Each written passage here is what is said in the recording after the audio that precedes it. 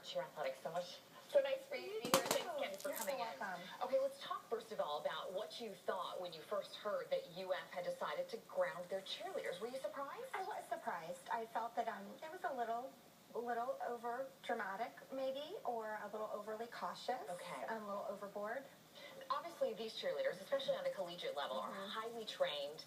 I'm sure the coaching staff is excellent up there. Yes. But that's not always the case on the lower levels when we're talking middle school or some of the the local cheer squads, or Correct. even on the high school level. Correct. What are there bigger concerns for these younger girls?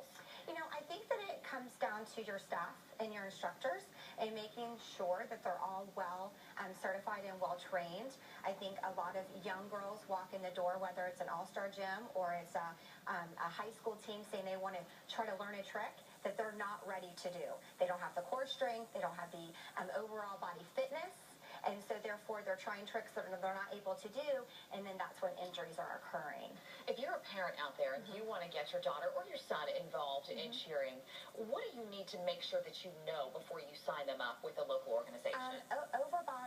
Over body fitness, over body strength, making sure that they're joining a staff that knows what they're doing, that they've been well trained and well certified, that safety comes first, that they've taken the proper classes as an instructor to teach proper progression. Progression is being skipped. Steps are being skipped. And that is where the staff needs to come in and say, we have to try these skills before we can try that skill. So I think that there's a proper progression that needs to be followed, and I don't think that that's maybe not happening quite as much as it should.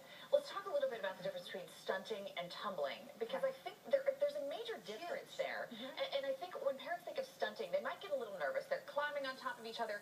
But with tumbling, it's essentially gymnastics. It's the acro part of gymnastics, so it's the floor work. So when someone says gymnastics, are they meaning the floor work, or are they meaning the apparatuses? Competitive cheerleading, high school cheerleading is just the acro portion of gymnastics. So when kids are walking in the door, I have a 3.5-year-old that's on my cheer team. She has no core strength. She has no upper body strength. She's little. We have to work on those things before we can even teach the most basic of skills as a forward roll. She needs to have all of that neck and upper body strength first. So your best advice for those who are concerned, parents who are concerned right now about this and about what happened to this magic cheerleader? I think the most important thing to be concerned about is making sure that you are with a group of people, whether it's at the high school level, in the all-star industry, and making sure that the people that are training your kids are well certified and trained and understand safety. There are rules and guidelines that have been put in place with the state of Florida that you can go to classes and be aware of all of those guidelines. Safety is first. And try not to make your athletes do anything that they're not ready to do. That's great advice. It really is, because if you're not comfortable, you're not ready. Probably not going to execute well. All right, Candace Guilford again from Winter Park Cheer Athletics. So nice to meet you. Thank you so much for coming in this morning. All right, Jamie, we're going to send it over to you.